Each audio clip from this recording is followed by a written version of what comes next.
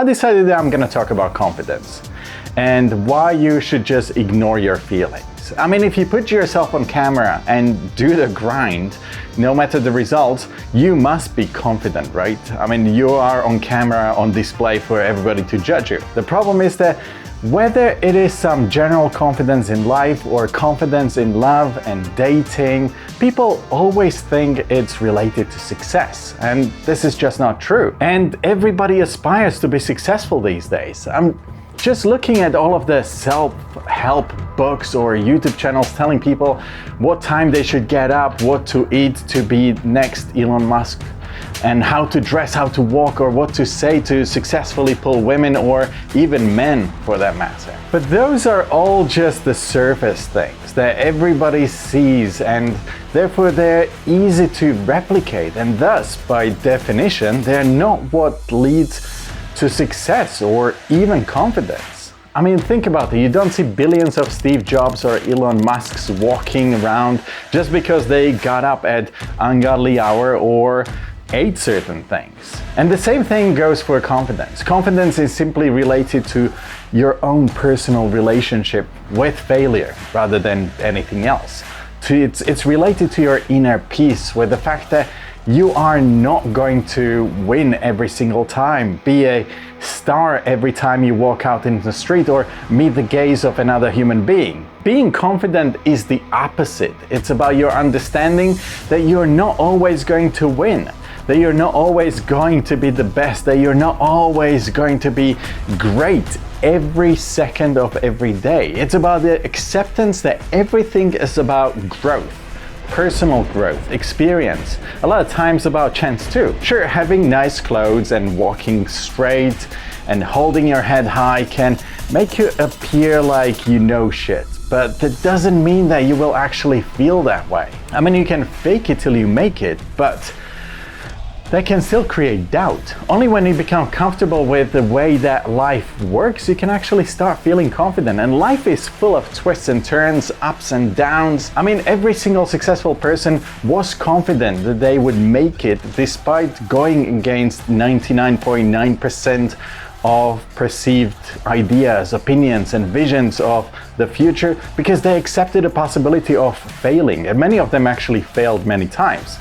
It's just sheer luck that they are the ones who turned out to be correct when most of the people thought otherwise. But they pursued their vision because they accepted the possibility of being wrong, which, funny enough, most people don't. I mean, take a look at all the articles or social media these days, all the tweets and comments that people leave under YouTube videos.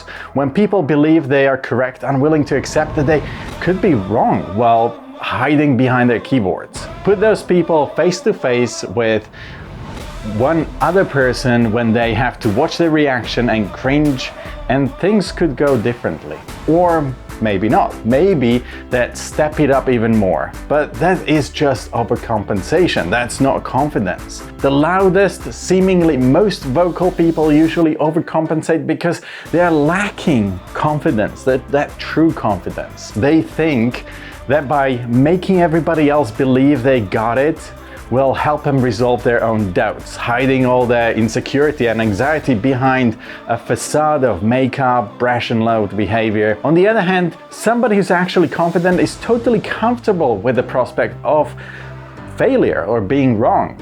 They have experience, they've been around the block, and they understand things don't always go your way, and it's still worth trying it anyway. So confidence is not the belief in success. It's about the comfort with failure. And this is also where feelings and emotions come into play, which is what I mentioned in the title of this video. While I think learning how other people react, observing and figuring out certain behavioral patterns is great for your communication skills, whether that's verbal or non-verbal, and great for knowing how to react in certain situations, regardless of whether you are a compassionate person or not, or how to influence people, it is the worst thing when it comes to your own emotions and your own feelings. Focusing on that shit will do you no good. The problem is that while emotions are not good or bad intrinsically, and every emotion exists for a certain purpose, assigning them your own feelings and your own emotions meaning is no good. I mean, let me put it this way. Have you ever noticed how we tend to overanalyze our own emotions and assign meanings to them? We attach labels like good or bad and judge ourselves based on how we feel. But the truth is that emotions are neither good or bad. They simply exist for a specific purpose. For instance, fear and anxiety evolved to keep us safe from danger, while anger helps us overcome obstacles and make changes in life. Sadness helps us appreciate things that we care about, and joy makes us feel good. However, it's the meanings that we attach to these emotions that can cause problems. We may label ourselves as losers for feeling anxious or irresponsible for feeling angry.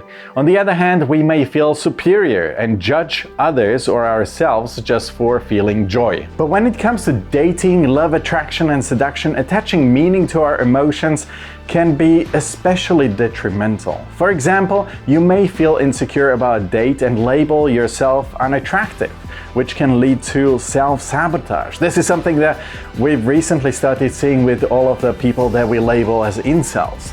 Or you may feel joy and attach a narrative that you're better than your date, leading to a lack of connection. I mean, we all go through a set of emotions from the time we wake up until we go to sleep. It changes throughout the day.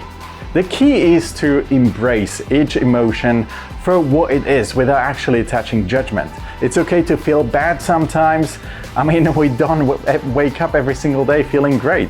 Or it's great to feel joy without actually feeling superior. We need to stop wrapping our identity around how we're feeling and just let ourselves feel. So next time you feel an emotion, try to be mindful of any meanings that you attach to it. Instead, allow yourself to experience it fully without judgment. By doing so, you'll be much better able to navigate the complexities of dating, love, attraction, seduction, or life itself without getting bogged down by unnecessary thoughts and feelings. And if you ever have to struggle with that, come here and subscribe to us instead.